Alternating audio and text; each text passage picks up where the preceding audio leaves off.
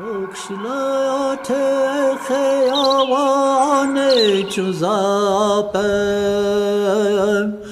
بگشلات خیابان چوزاپم چانو پای پیچا. Elle a écrit des romans tels que Le Grand est magnifique, Le cœur est un muscle involontaire et Champagne, des nouvelles comme Les Aurores Montréal et des scénarios pour le cinéma. Elle a remporté de nombreux prix, dont le prix des libraires du Québec et le prix Québec-Paris pour Hommes invisibles à la fenêtre. Et cette fois est disponible depuis le 21 avril son nouveau roman qui s'intitule Ce qu'il reste de moi et c'est toujours publié chez Boréal. C'est un grand roman. Je sais qu'il y en a qui l'ont déjà lu, qui ont emporté leur exemplaire avec elle, avec eux. Et bon, mais vous pourrez le faire signer. Puis ceux qui l'ont lu, je suis certaine, vous êtes ici, donc vous êtes d'accord. C'est un magnifique roman. C'est une sorte, évidemment, c'est une sorte d'hommage à Montréal et à ceux qui peuplent cette ville-là. Dans cette histoire qu'elle a imaginée et qui l'a fait remonter, et ça c'est particulier, c'est ça qui est intéressant aussi, notamment jusqu'au tout début de la ville, de sa fondation, avec nul autre que Jeanne Mance, une Jeanne Mance comme vous ne l'aurez jamais vue. Elle est bien présente ici au détour de personnages plus contemporains, entre lesquels elle tisse donc des liens. Et des personnages qu'on pourrait croiser n'importe où parce que c'est des personnages très crédibles auxquels on s'attache tout de suite. Les destins croisés. Je disais à Mme Proulx un peu plus tôt qu'il aurait fallu que moi je fasse un petit arbre généalogique. Il y a beaucoup de personnages, mais on se retrouve quand même à travers tout ça parce que ces gens-là nous habitent du début à la fin et même longtemps après la lecture de ce roman-là. Bonsoir Monique Proulx. Merci beaucoup d'être là. Ça fait 2 fois en 2 ou 3 semaines. Nous, on commence à se connaître. On se voit pour des rencontres, mais c'est un plaisir. Moi, je me disais, ça fait 7 ans qu'on vous attend, c'est sûr, ça fait 7 ans, là, parce que le dernier, Champagne, ça fait 7 ans déjà. C'est-à-dire qu'on ne m'attend pas. Je pense que ce qui est très bien, c'est qu'on m'oublie un peu. Ce qui est très bien, parce qu'il y a d'autres écrivains, d'autres livres. J'entre dans une sorte d'espace de bulle, de clandestinité, presque, que je ne déteste pas.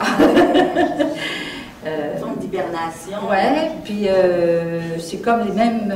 parce que ça fonctionne comme ça, sur la planète littérature, où il y a vraiment des moments où tu es en avant-plan, où tu es comme une étoile, après ça tu t'en vois un peu derrière, comme une naine blanche ou noire. Mais moi, autant l'ombre que la lumière me conviennent. L'ombre davantage pour écrire, parce que tu ne peux pas vraiment travailler lorsque... Tu ne peux pas, en tout cas, te plonger dans le type d'écriture que j'affectionne lorsque tu es dans cette mouvance-là où tu rencontres des gens, où tu parles. J'adore ça, ceci dit, mais c'est la face, soudain, la face lumineuse de ce métier-là. Et ça, vous détestez pas ça non plus, de retrouver la lumière après cette période de plus sombre où on s'isole pour écrire, pour faire naître tous ces personnages-là qui sont très nombreux et qui parlent. Il y a toujours un petit moment je dirais, de perplexité avant de commencer la promotion. Là. On se dit, mais comment je vais parler de ce livre-là? Parce qu'évidemment, on n'en parle pas du tout. Enfin, j'ai quand même parlé pas mal de Jeanne Mance pendant que j'étais en train d'écrire le livre. Ça sortait malgré moi. Mais sinon, j'étais assez discrète, ce qui fait que moi-même, j'avais l'impression d'une sorte de puzzle par moment. Je savais que c'était un roman, mais je savais qu'il fallait une espèce d'abandon total pour entrer dans ce monde-là sans se demander, mais celui-là, quelle relation a-t-il avec les personnages précédents? Il y a une espèce de vague qui doit t'emporter, et qui m'a emporté, moi, pendant l'écriture. Mais ceci dit, lorsque j'ai eu terminé le manuscrit, je me suis vraiment dit, comment je vais parler de ce livre-là? Comment est-ce que je vais réussir à en parler? Parce que j'avais une espèce de contentement profond. Ça n'arrive pas toutes les fois, tu es toujours extrêmement satisfaite d'avoir terminé, libérée. Mais là, il y avait quelque chose de supplémentaire, il y avait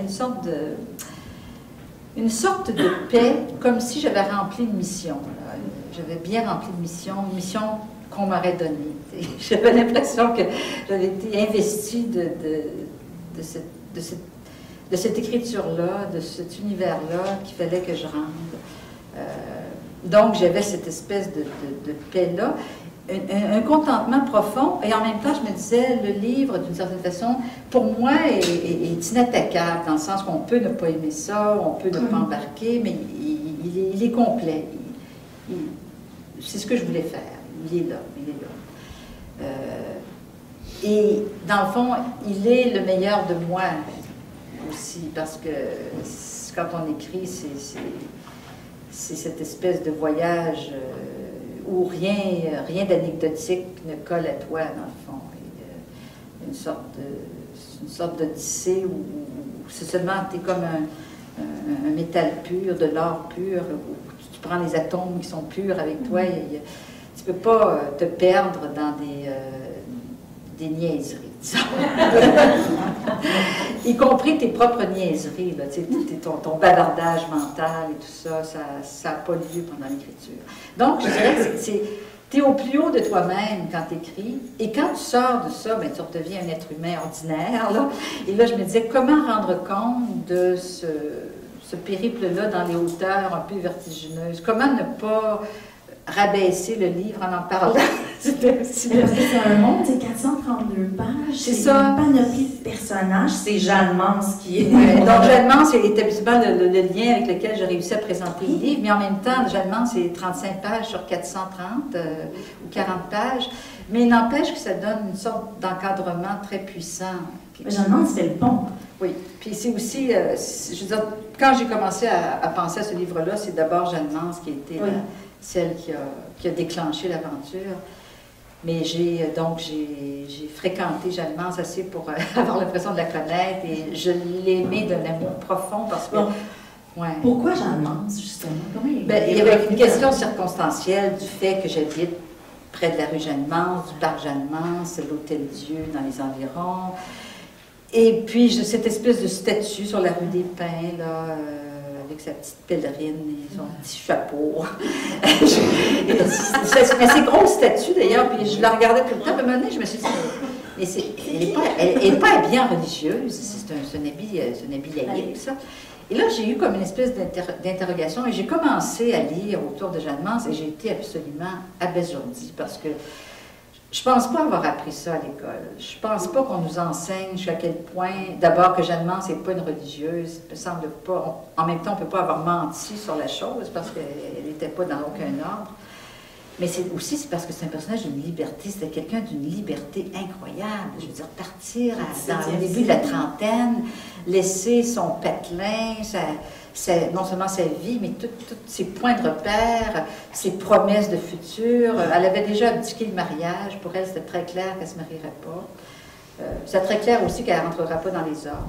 Donc, cette espèce d'amour, de liberté, moi, ça m'a tout de suite fait comme, oh, tu sais, c'est pas banal. Pour l'époque, mais elle avait déjà quelque chose de très montréalais en elle aussi. Ben, c'était une aventurière aussi, d'une certaine façon. C'est aussi des aventuriers du cœur, des aventuriers de Dieu, parce qu'ils s'en allaient. La mission était énorme. Je veux dire, c'était s'en aller donner Dieu, donner l'éternité aux sauvages, entre guillemets. C'était une façon, on en reparlera de ça, un terme qui nous semble bien condescendant, quoiqu'à l'époque, il y avait tout ce qui était inconnu était les sauvages. Tu vois, donc, il y avait une sorte de méconnaissance des nations qui étaient ici. Et il n'y avait pas, par contre, de mépris. Il y avait vraiment un désir de fonder une ville mixte, franco-indienne. C'était pas installer des Français et se développer comme finalement c'est devenu, mais c'était vraiment le désir aussi de leur apporter un hôpital, parce que on se dit, ben oui, qu'est-ce que c'est cette idée-là, l'Hôtel-Dieu? Pourquoi fonder un hôpital? C'était comme le premier projet, fonder un hôpital. C'est parce que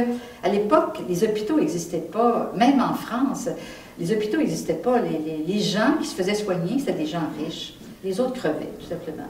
Les gens riches avaient leurs médecins personnels. Il y avait uniquement ça, des médecins personnels qui traitaient un et l'autre. Et donc, le peuple... Un peu comme ça, encore une fois. On espère que non. On espère que non. Il y a des efforts, en tout cas, qui sont faits dans un sens meilleur. Mais donc, c'était le projet de leur assurer des soins, donc c'était vraiment fonder un hôpital. Ouais. Et puis, je veux dire, c'était tellement démesuré que tu dis, c'est une époque c'est presque comme un mythe. Pour moi, c'était un mythe. C'était comme une légende. Je disais ça comme si c'était une légende et je me disais, mais c'est vrai.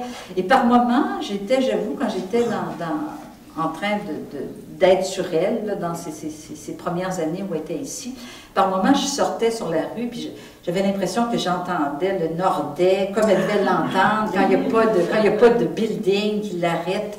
Je me disais, les forêts partout.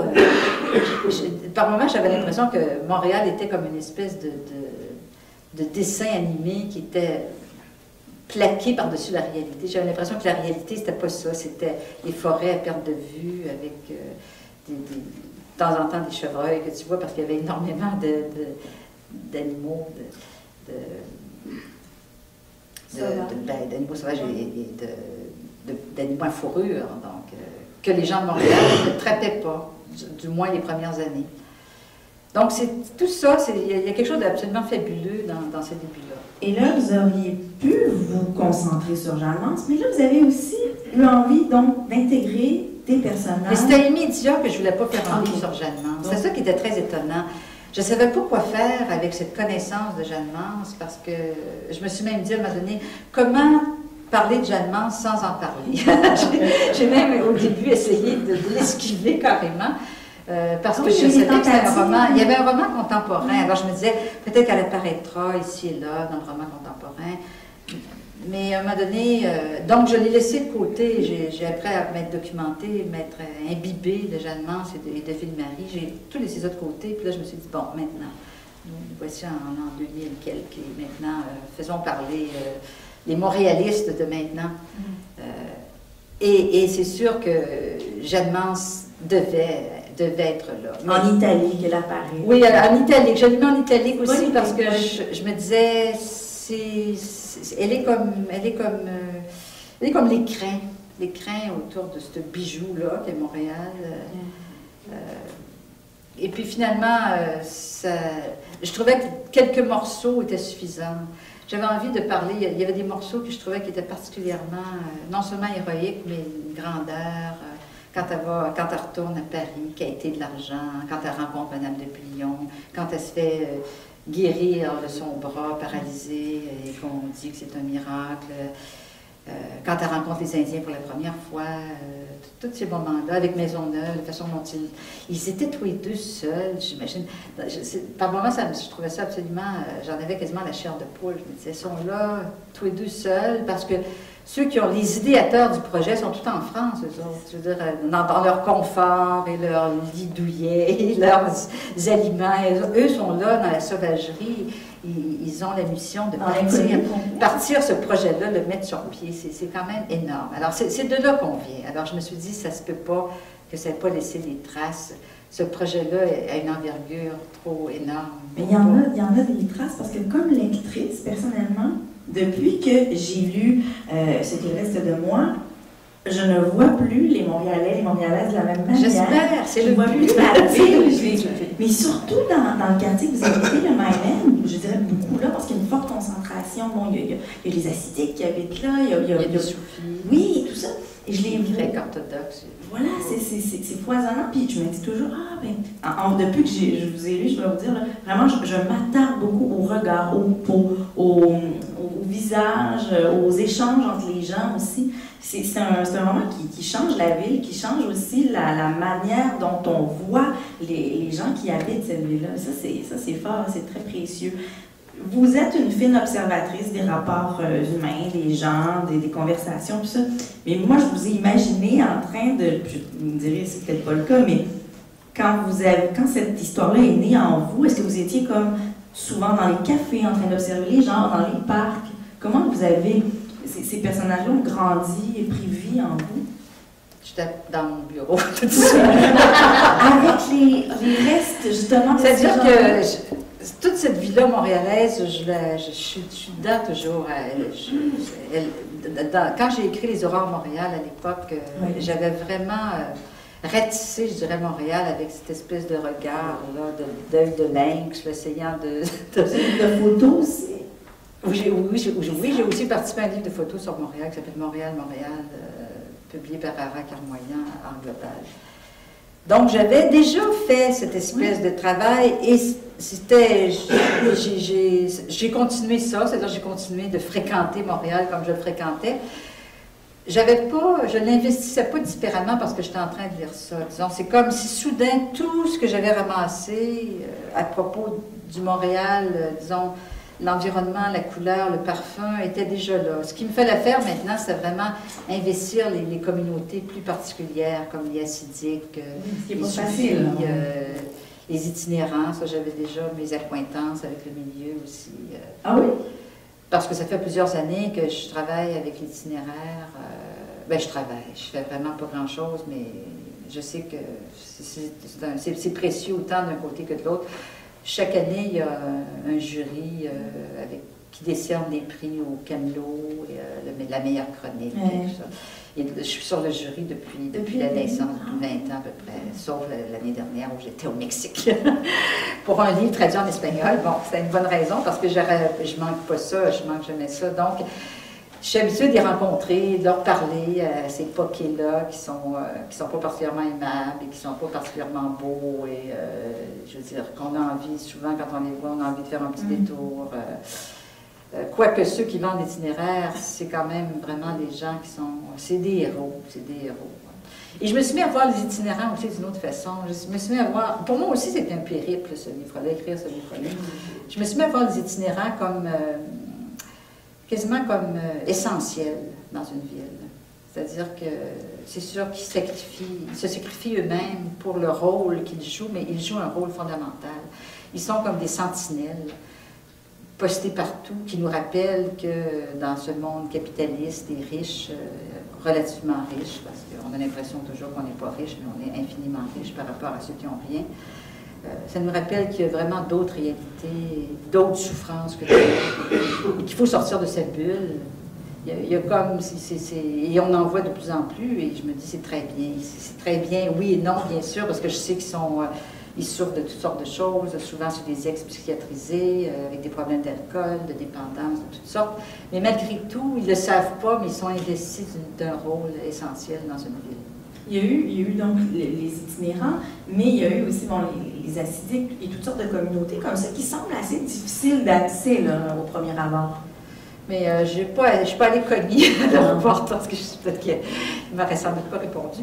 J'ai fait comme j'aime faire, c'est-à-dire que j'ai vraiment par le biais comme ça. C'est tout près de chez moi. Là. Je passe devant chez eux, il y a leurs enfants. Je marche quasiment sur les jouets de leurs enfants quand je marche sur les trottoirs. Je rencontre l'Orlando de 5 enfants. D'ailleurs, Outremont bientôt va être assidique en grande partie, j'ai l'impression. Ils ont un taux de natalité incroyable. Et ça suscite toujours une sorte d'irritation. Chez moi aussi, tu sais, ils sont très présents. Et ils nous ignorent systématiquement. Ah oui. Donc, je les ignorais aussi. Jusqu'à ce que... Je me souviens, c'était sur la rue Saint-Viateur. J'étais avec mon chum et on était à une fête de la rue Saint-Viateur, une fête comme ils ferment au printemps, c'est en sur les paliers de l'église. Ils ferment la rue, puis là, il y a des petits commerces dehors, puis là, on était dehors, puis on était bien, puis c'était une belle soirée. Et soudain, je vois un homme assidique avec son chapeau et ses trucs sous le bras, essayer de traverser la rue sans tomber sur personne, sans rencontrer personne, parce qu'il y avait une foule, sans se buter sur une femme, surtout. Essayer vraiment... Et soudain, je me suis mis à le suivre des yeux, puis pour moi, c'était comme une image de solitude infinie. Je me disais, ah, mon Dieu, comment il doit se sentir perdu parmi cette espèce de fête laïque, barbare, tu sais. Et là, je me suis dit, c'est tout un univers. Quel univers, quel univers. Et c'est vraiment été comme, j'ai vraiment envie d'aller voir qu'est-ce que c'est qu'il est. Bon, j'ai eu aussi, je me suis approchée aussi de leur univers parce que, à un moment donné, j'ai fait un voyage en Israël organisé par le comité Québec-Israël qui avait invité à peu près, on était 8 personnes pour nous faire comprendre un peu la réalité là-bas. Et pour moi, c'était un choc monumental, où entre autres, je suis revenue assez déprimée parce que j'ai vu qu'il n'y avait pas de solution entre la Palestine. C'était très, très clair. Et en même temps, surtout, j'ai vu qu'il n'y avait pas de bon et de mauvais. Même les Israéliens, je n'étais pas capable de leur en vouloir, de monter leurs murailles, d'avoir envahi les plateaux du Golan. Parce que quand tu étais sur place, et tu voyais que, par exemple, sur les plateaux du Golan, je veux dire, détourner le Jourdain, détourner l'eau qui nourrit toutes les villes en bas, c'est un jeu d'enfant, et c'était fait par les Syriens sans arrêt. Donc, ils ont été obligés de prendre possession de ça. Ils ont fait fleurir le désert, c'est incroyable ce qu'ils ont fait. Mais j'étais pas pro-israélienne pour autant, parce que j'ai aussi rencontré des gens tout à fait à gauche, qui trouvaient horribles les politiques du gouvernement. À ce moment-là, c'était Ariel Sharon, que j'ai croisé d'ailleurs, lui aussi une image. Donc, puis j'ai vu plein d'assidiques à Jérusalem, il y avait tellement d'assidiques. Donc, tout ça faisait que je me suis intéressée au judaïsme. Et je me suis aperçue qu'à côté de ça, la religion catholique était une religion pépère, parce qu'il n'y avait vraiment pas beaucoup d'obligations et de commandements et d'interdits. Donc, quand tu dis que... Et donc, les plus orthodoxes, dont les hassidiques, 613 préceptes qui suivent à la lettre, chaque geste de la vie est très difficilement conciliable avec la société actuelle aussi. Je veux dire, c'est autre chose. Ils n'existent pas comme individus. C'est ça aussi qui est fascinant. Donc, c'est un univers fascinant. Alors, j'ai vraiment plongé là-dedans, en les regardant d'un œil différent, bien sûr, en lisant des choses écrites par eux, comme j'ai lu des chroniques de la vie hassidique par une femme de Outremont, Malka Zapora, que je pourrais rencontrer si je voulais, mais je n'avais pas vraiment envie de les rencontrer. J'avais l'impression que c'était très parlant, tout ce que je voyais, tout ce que je disais. J'ai vu des films aussi, des films sur des renégats, c'est-à-dire des jeunes gens qui quittent la communauté, des films faits par des femmes qui dénoncent aussi l'oppression des femmes. C'est sûr, quand tu es dans une culture comme celle-là, il n'y a pas de gens libres, ni femmes, ni hommes, ni enfants. La liberté telle qu'on la conçoit, ça ne se vit pas, là, ça ne se vit pas comme ça. Je veux dire, ils ont abdiqué leur individualisme. Ça, c'est quelque chose qu'on n'est pas capable de comprendre. Et donc, moi, le défi là-dedans, c'est que je voulais parler quand même de ce désir qui existe chez les jeunes de cette communauté, de partir. Donc, j'avais envie de camper un personnage, un jeune homme qui quitte la communauté. Mais c'est très important de camper aussi quelqu'un qui reste dans la communauté et dont la foi, la ferveur est authentique. Je voulais vraiment montrer de l'intérieur ce que c'est, ce chemin-là, quand tu y crois, quand tu l'as embrassé. Puis je veux dire, c'est peut-être pas... c'est peut-être une infime minorité d'assidiques, soyons honnêtes, qui le vivent vraiment de l'intérieur, comme la mère de Marcus le vit. Je pense qu'il y a beaucoup de... C'est comme une habitude, c'est comme une espèce, ça se fait sans se poser de questions. Il y a comme, j'ai l'impression qu'il y a même sans doute l'hypocrisie. Ils doivent regarder des trucs sur leur téléphone, les femmes tout nues, tu sais. Ils doivent faire des choses, c'est sûr, c'est des humains, tu sais. Mais les plus purs d'entre eux, les plus authentiques, je veux dire, c'est une foi incroyable qui demande une abdication totale, un abandon de soi-même total. Ce que j'ai aimé, et bon, c'est important, je pense, pour le bien de ce roman-là, c'est cette ouverture d'esprit que vous avez. On sent vraiment que, comme auteur, il n'y a pas de jugement. Il n'y a pas de jugement sur aucune de ces communautés. Mais ça n'aurait aucun intérêt. Exactement. Mais ça aurait pu teinter quand même. Il aurait pu y avoir c'était pas possible. Ce projet-là demandait de disparaître complètement comme juge. Il n'était pas question de juger quoi que ce soit. Il était question d'aller à la recherche de la ferveur où qu'elle se trouve. Et donc, c'est ça qui m'intéressait. C'est donc ceux qui ont quelque chose qui palpite, une flamme, et peu importe sous quelle forme ils se consument eux-mêmes. Donc, il y en a plusieurs ce soir d'ailleurs qui s'enflamment avec. Ah ben non, je ne suis pas sûre qu'ils s'enflamment tant que ça. Je suis sûre qu'ils s'enflamment aussi. C'est peut-être pour ça qu'on est si nombreux, parce que les gens ont abdiqué, sont pas aller se faire humilier devant la télévision.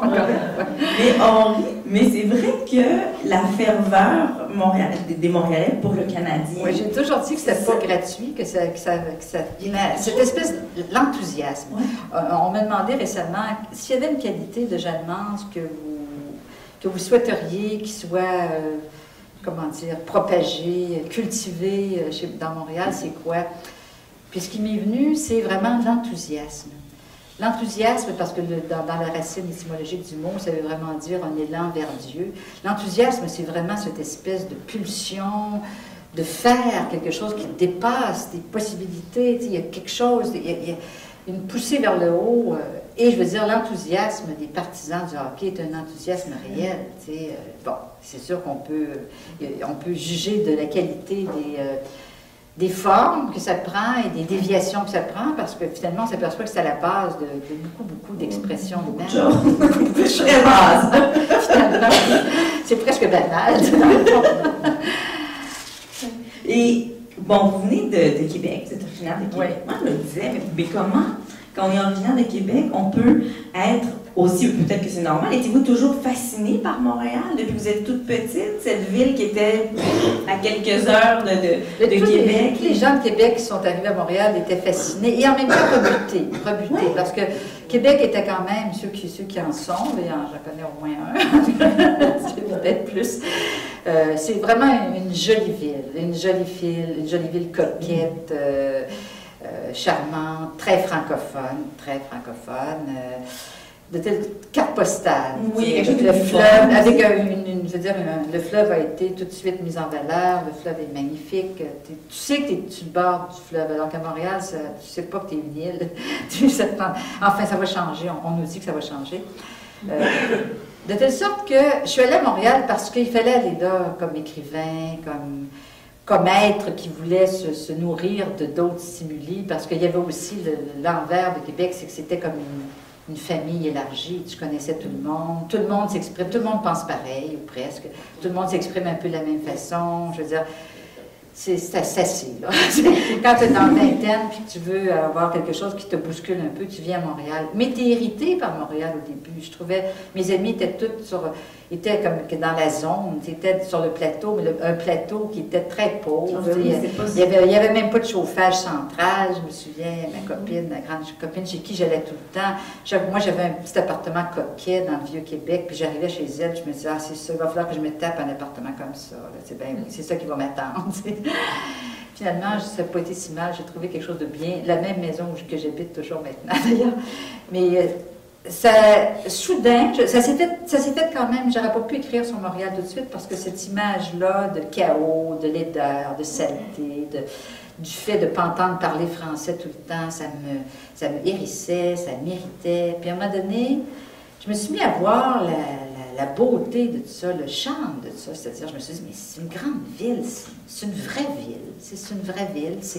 C'est pas fait pour être joli puis plaisant, une ville. C'est fait pour te bousculer un peu.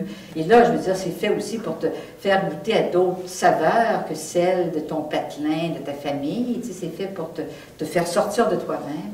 Alors, j'ai commencé à aimer pas mal Montréal. Et puis surtout, je veux dire, c'est une ville où une explosion artistique. Je voulais saluer ça aussi dans ce livre-là, une explosion artistique incroyable, tu sais. Bon, il y a tous les festivals où je vais quasiment jamais, mais je suis tellement contente qu'ils existent. Je suis contente qu'ils existent parce que c'est comme des feux. Oui, mais on voit les retombées. On voit les retombées, puis on envoie des petits morceaux, comme le quartier des spectacles, j'aime beaucoup ce qu'ils ont fait, puis les balançoires, j'adore ça.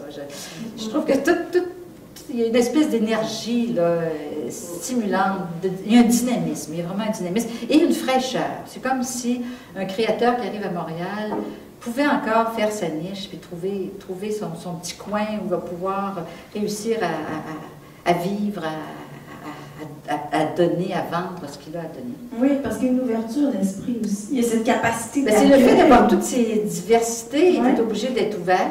Fatalement, je veux dire, tu sursautes pas quand tu entends parler toutes sortes de langues dans le métro, alors qu'à Québec, je veux dire, les gens se retournent parce que peut-être ça a changé un peu. Là, quand je retourne, je trouve pas que ça change, mais en 93, je lisais une entrevue que vous aviez donnée au Devoir, puis vous disiez à quel point vous trouviez que Montréal était laide.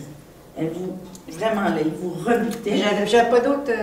Ah, non, Je l'ai ici parce que j'ai j'avais dû rajouter quelque... J'avais dû commencer comme je commence maintenant. C'est laid, mais c'est tellement charmant. Non, je t'arrête. Non, oui, assez comme... Mais c'est en 93. 90, ça fait combien de temps vous étiez à Montréal? Ouais, c'était bien avant d'écrire Les Aurores Montréal, d'ailleurs.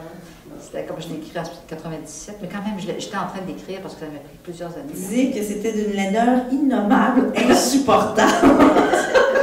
Et là, je me demandais si vous la trouviez plus cute. Mais... non, c'est pas cute. C'est surtout pas cute, disons-le. C'est pas la coquetterie de Québec. Non, puis quand les gens, les Français me disent qu'est-ce qu'il y a à voir à Montréal, je dis c'est pas voir, faut que tu connaisses les gens, que tu ailles voir des spectacles, que tu t'assoies dans un café, que tu regardes les gens, que tu parles aux gens, parce que c'est pas une ville monumentale, il n'y a pas énormément de choses à voir. C'est une ville qui se sent aussi, il y a quelque chose de très sensoriel. Mais malgré tout, les Européens aiment beaucoup cette ville-là, peut-être parce que justement après ça, ils retournent dans leur belle ville.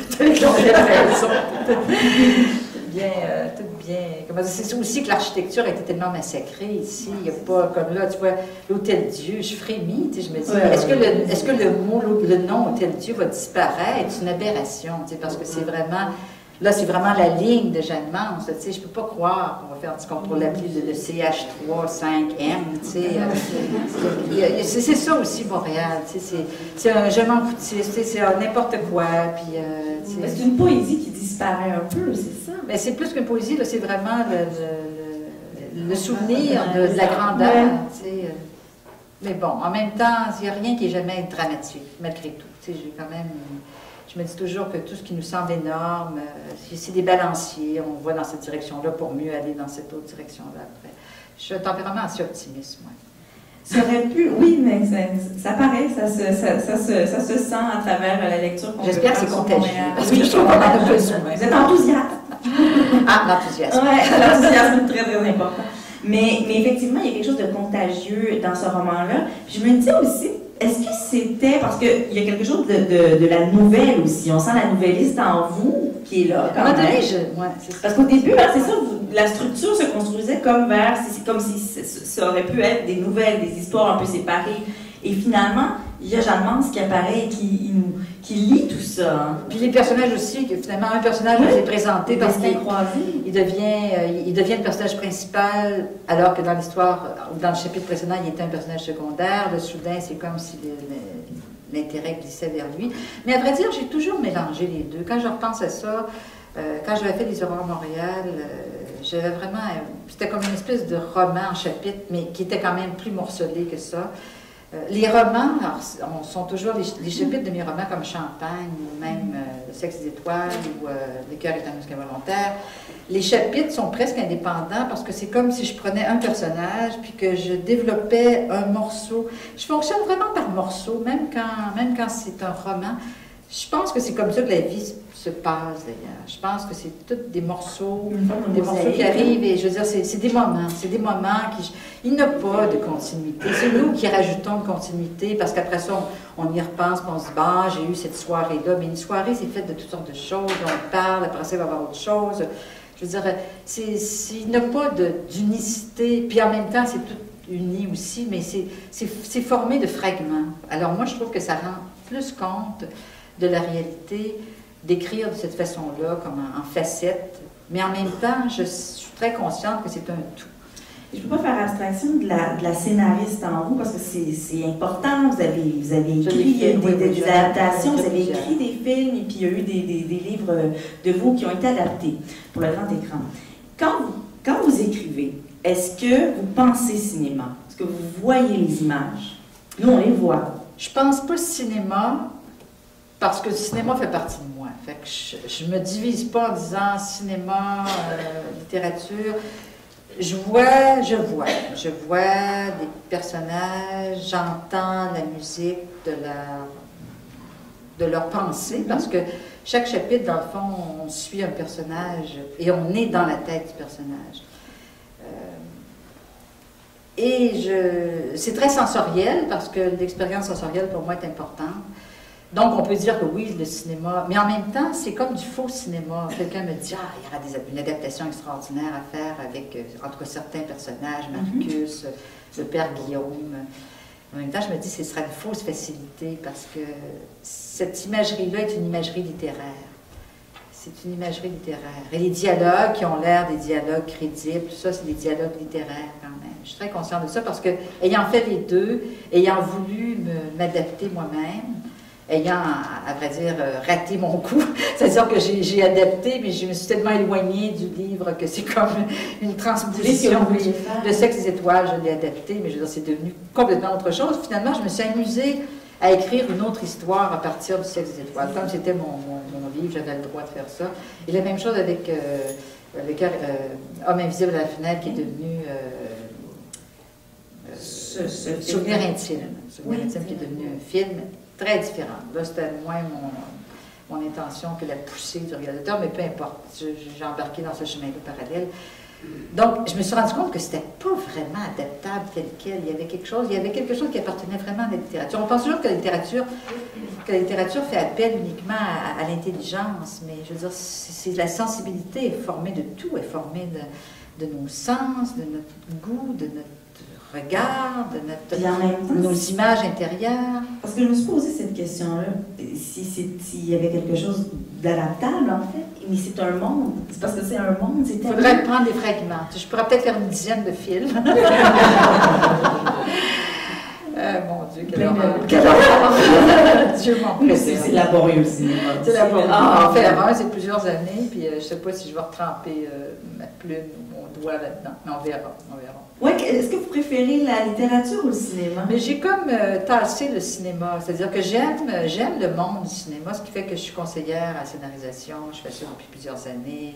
D'ailleurs, j'ai un scénario de quelqu'un ici qui est venu me porter, que je dois commenter, quelqu'un dont je suis la conseillère. Vous coachez des jeunes. Je coach des jeunes scénaristes et j'aime beaucoup ça parce qu'on travaille dans la création, donc on travaille dans des histoires, leurs histoires, et moi, ça m'ébranle. Moi, je pars très facilement. J'aime ça quand quelqu'un a une histoire qui est un peu en vente. Là, ça me fait crépiter un peu l'esprit. Puis là, ben, on fait comme une sorte de brainstorming où rien n'appartient à personne. C'est comme si on était dans un grand champ commun, puis les idées jaillissent, puis je dis, tu pourrais faire telle chose. Puis là, ça lui donne...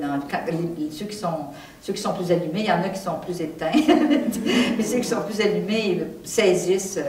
des perches et en produisent eux-mêmes. Donc, c'est quelque chose de très... C'est un travail qui est très agréable, très agréable. Et en même temps, c'est un travail collectif. Alors, ça me sort un peu de cette solitude-là de travail. En même temps, écrire pour le cinéma, maintenant, c'est devenu tellement difficile. Je l'ai fait. J'ai quand même, mine de rien, 7, 8, même peut-être 9 projets qui ont été tournés. Mais il me semble que c'est pire qu'avant. Ah, c'est pire. C'est parce que... Ça ne s'améliore pas, là. C'est parce que c'est encore un cinéma qui attend d'être subventionné complètement et il y a de moins en moins d'argent et de plus en plus de créateurs. Fait qu'à ce moment-là, c'est comme... C'est extrêmement frustrant pour un créateur qui est là, qui embarque son projet dans la machine. Et je veux dire, c'est un entonnoir. Il va en sortir 2, puis il y en a 75 qui sont bons, tu sais. Il en sort un peu plus que 2, mais il y en a plus que 75 qui sont bons aussi. Finalement, je veux dire, c'est un coup de dé incroyable de réussir à tourner un film. En même temps, il y a toute une autre... comme je pourrais écrire pour la télévision, puis là, je connais beaucoup d'écrivains qui écrivent pour la télévision, et là, ils ont besoin de beaucoup de monde. Parce que sur un même projet de télévision, tu peux avoir 10 scripteurs, 15 scripteurs... Donc, ça fait... c'est des équipes. Mais c'est autre chose. Moi, ça ne m'intéresse vraiment pas.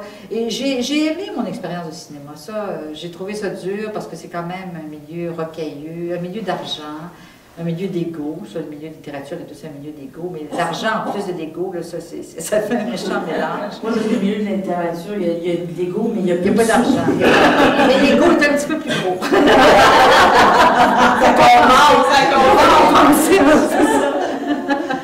J'aimerais ça que vous nous lisiez un extrait. Vous avez choisi un extrait parce que je vous ai demandé. Oui, j'ai choisi un petit extrait. Dans ma vieille copie qui est tombée dans le bain. C'est bien, une copie qui a vécu.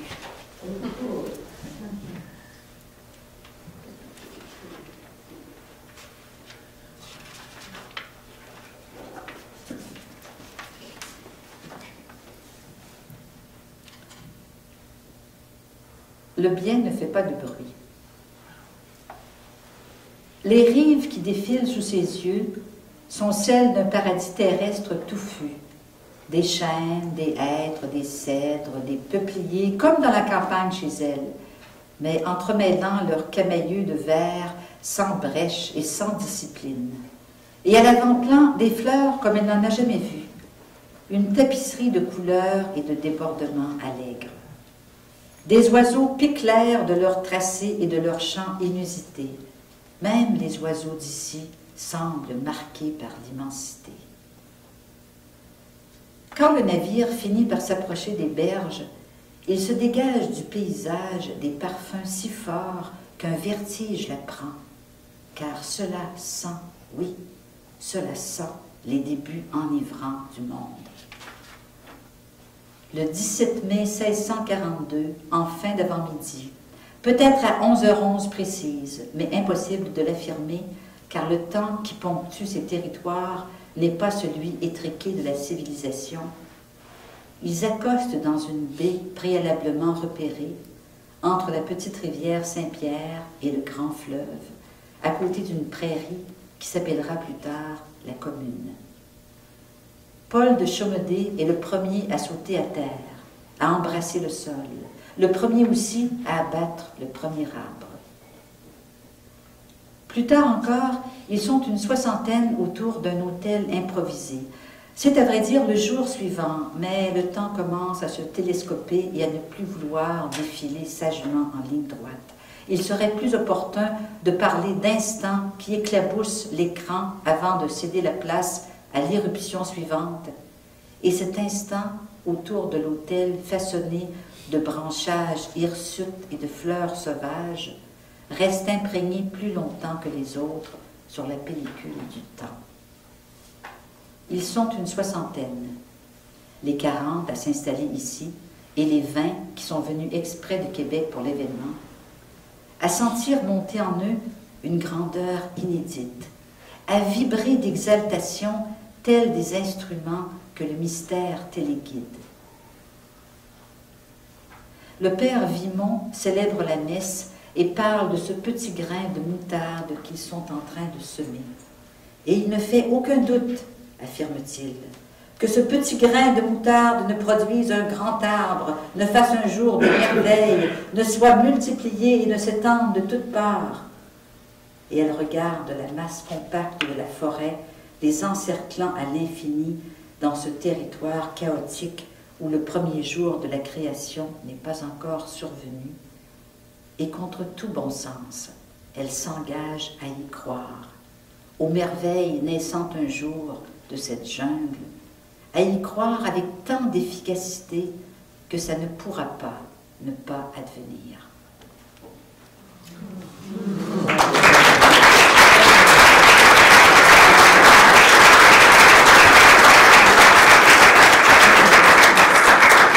C'est du Jeanne Mance. Oui, Jeanne Mance.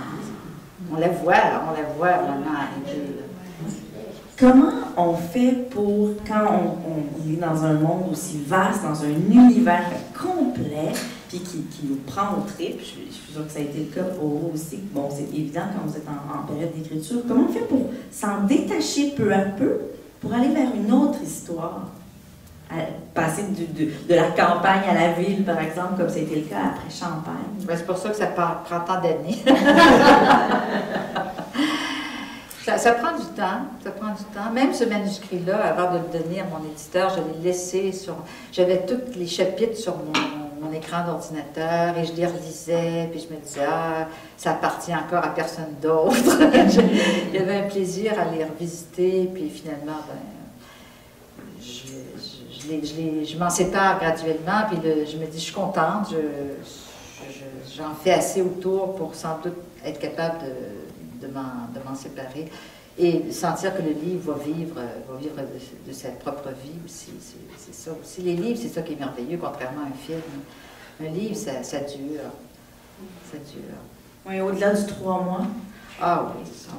Parce qu'il y a tout le... Non, mais c'est parce que ça, c'est un piège qui nous guette dans le milieu littéraire. C'est sûr qu'il y a des bons livres qui... Bon, c'est vrai que ça a l'air un peu... C'est un peu présomptueux de dire ça, peut-être, parce que j'ai été quand même... Puis j'ai des livres qui sont plus dans l'oubli maintenant, qui sont moins connus. Mais d'un livre comme Les Aurores Montréal, qui continue de... Je viens d'aller pour la traduction espagnole, puis qui continue de se lire, tout ça, donc... Mais je me dis, ça dépend de l'investissement peut-être. Plus ton investissement est personnel, peut-être que plus la durée est personnelle, je ne sais pas. Je ne peux pas m'avancer là-dedans, dans ces territoires-là. Moi, j'ai une espèce de confiance dans ce livre-là. Ah oui, il me semble que ce livre-là, je le laisse en toute confiance, je vais pouvoir le laisser complètement, m'intéresser à quelque chose d'autre. Il me semble qu'il va être capable de se débrouiller tout seul. Oh, oui, il a déjà fait son chemin et ça ne fait que commencer, ça je suis certaine. Au fil des semaines, des mois, on va en parler beaucoup. Mais je pense qu'on devrait même le mettre au programme dans les écoles, ce livre-là, parce qu'on découvre l'histoire du Québec, on découvre Montréal, c'est toute une nation qu'on apprend à découvrir, donc c'est fort. J'aimerais ça vous entendre avec vos questions. Je suis sûre que vous en avez, parce qu'il y a beaucoup d'éléments précieux dans ce bijou, dans cette mine d'or-là. Mais on va prendre une petite pause, on va vous laisser vous rafraîchir, et puis on se retrouve dans 15 minutes avec vos questions. Prenez-les en note. Merci beaucoup.